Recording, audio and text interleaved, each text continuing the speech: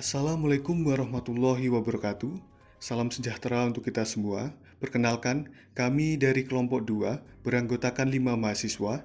Yang pertama, Alivia Sufianti, yang kedua Linda Purnamasari, yang ketiga Narpianto, yang keempat Rasantika Meratseta, dan yang kelima Winu Galipuspito.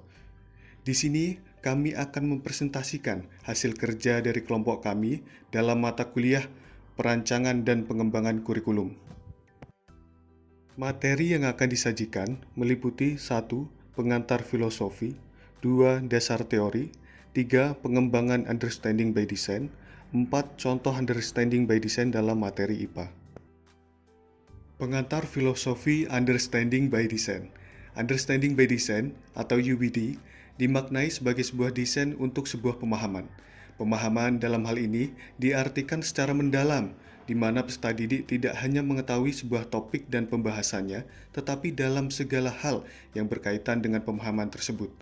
Kurikulum Understanding by Design memiliki sebuah alur yang disebut dengan backward design atau desain mundur. Mengapa disebut desain mundur? Understanding by Design dimulai dengan hasil akhir yang diinginkan, kemudian diturunkan berdasarkan bukti pembelajaran, dan selanjutnya baru perencanaan, pengalaman belajar, dan pembelajaran. Dasar teori UBD. Yang pertama, pada tahun 2011, menurut Clayton, menyatakan bahwa dasar-dasar teori UBD mengenai cara berpikir tentang belajar dan peserta didik menjadi peran utama dalam pembelajaran. Kemudian yang kedua, pada tahun 2006, menurut Wiggins dan McTains menyatakan bahwa dasar-dasar teori UBD mengenai pembelajaran disusun dari belakang atau backward design. Yang ketiga, pada tahun 2008, menurut Sudrajat menyatakan bahwa dasar-dasar teori UBD mengenai pembelajaran yang menginspirasi dan menguatkan peserta didik. Dalam pengembangan UBD, pengembangan kurikulum pembelajaran UBD memiliki keunikan, yaitu pada desain mundur. Desain mundur UBD merupakan perancangan, pembelajaran, dan strategi pembelajaran yang berbeda dengan pengembangan lainnya, sehingga dapat dikatakan bahwa proses pengembangan UBD sangat unik. Meskipun pendekatan menggunakan desain mundur dan dirasakan bahwa UBD bertentangan dengan kebiasaan pengembangan kurikulum, namun tetap dapat dikategorikan sebagai tindakan mendesain kurikulum belajar dan pembelajaran yang logis dan masuk akal. Contoh UBD dalam materi IPA. Identitas pembelajaran, kelas 5, tema 2, udara bersih bagi kesehatan, subtema 1, cara tubuh mengolah udara bersih, semester ganjil. Tujuan yang ditetapkan yakni memahami organ pernapasan dan fungsinya pada hewan dan manusia, serta cara memelihara kesehatan organ pernapasan manusia. Pemahaman bermakna yakni 1. Pernapasan pada manusia itu penting. 2. Memelihara organ pernapasan agar fungsi tubuh bekerja dengan baik. Pertanyaan esensial, bagaimana sistem pernapasan pada manusia bekerja? Kemudian, peserta didik akan tahu mengenai 1. Sistem pernapasan pada manusia. 2. Organ-organ pernapasan pada manusia. 3. Fungsi organ-organ pernapasan pada manusia. Dan peserta didik akan dapat 1. Memahami sistem pernapasan pada manusia. 2. Menjelaskan organ pernapasan dan fungsinya pada manusia. Pemahaman yang bermakna. Manusia bernapas untuk memasukkan udara ke dalam tubuh. Udara mengandung oksigen. Oksigen dibutuhkan untuk mendapatkan energi dari makanan. Energi itu menggerakkan semua proses kehidupan yang sangat penting pada tubuh. Organ pernapasan manusia terdiri atas hidung, faring, laring, trakea, bronkus, bronkiolus, dan paru-paru atau alveolus. 1. Hidung. Udara masuk melalui lubang hidung ke dalam rongga hidung. Di dalam rongga hidung terdapat rambut-rambut pendek dan tebal untuk menyaring dan menangkap kotoran yang masuk bersama udara.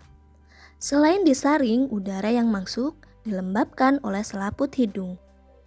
2. Faring merupakan persimpangan antara saluran pernapasan pada bagian depan dan saluran pencernaan pada bagian belakang. 3. Laring. Laring atau teka jakun terdapat di bagian belakang faring. Laring terdiri atas 9 susunan tulang rawan berbentuk kotak. 4. Trakea atau batang tenggorokan. Pada trakea terdapat jaringan yang disebut silia yang akan bergerak dan mendorong keluar debu-debu dan bakteri yang masuk. 5. Bronkus. Bronkus merupakan percabangan dari trakea serta terdiri atas bronkus kiri dan bronkus kanan. 6. Bronkiolus. Bronkiolus merupakan percabangan dari bronkus. 7. Alveolus. Alveolus terdapat di dalam paru-paru merupakan tempat terjadinya pertukaran oksigen dan karbon dioksida. Alveolus dikelilingi kapiler-kapiler darah. Alveolus berbentuk seperti buah anggur. Akan dibahas mengenai gambar organ pernapasan pada manusia. Pada pembahasan kali ini akan ditunjukkan mengenai letak-letak organ pernapasan pada manusia dengan keterangan gambar. Yang ditunjukkan oleh huruf A merupakan organ pernapasan hidung. Yang ditunjukkan oleh huruf B merupakan organ pernapasan faring. Yang ditunjukkan oleh huruf C merupakan organ pernapasan laring.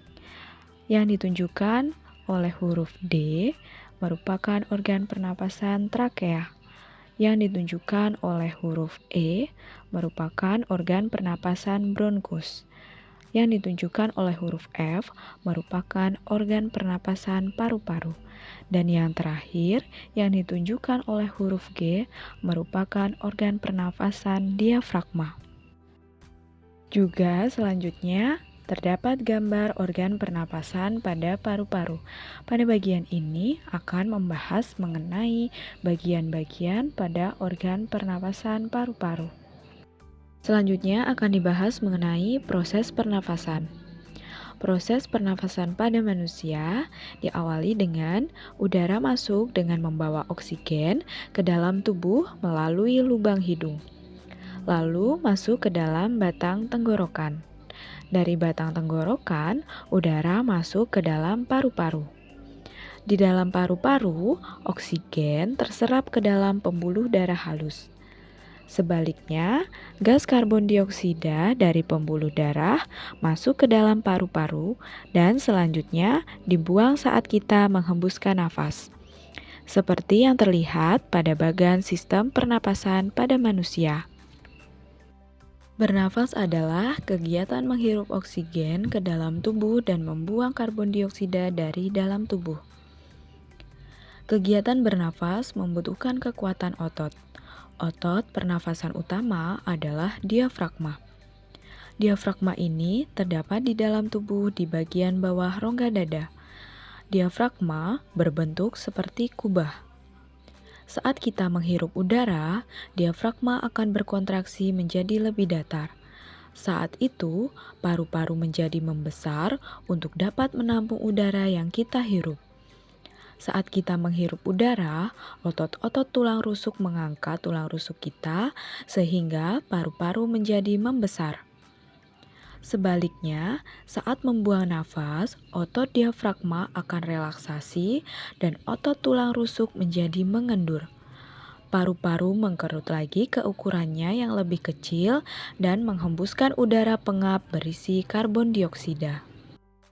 Dari pemahaman bermakna dan pertanyaan penting, maka peserta didik akan tahu mengenai yang pertama, organ pernafasan manusia terdiri atas hidung, faring, laring, trakea, bronkus, bronkiolus, paru-paru atau alveolus, dan diafragma, seperti yang terdapat pada gambar. Yang kedua, peserta didik akan tahu mengenai bagan sistem pernafasan pada manusia. Yang ketiga, peserta didik akan tahu mengenai manusia bernafas untuk memasukkan udara ke dalam tubuh. Udara mengandung oksigen. Oksigen dibutuhkan tubuh untuk mendapatkan energi dari makanan. Energi itu menggerakkan semua proses kehidupan yang sangat penting pada tubuh manusia. Fungsi organ pernapasan pada manusia. Yang pertama, hidung. Udara masuk melalui lubang hidung ke dalam rongga hidung.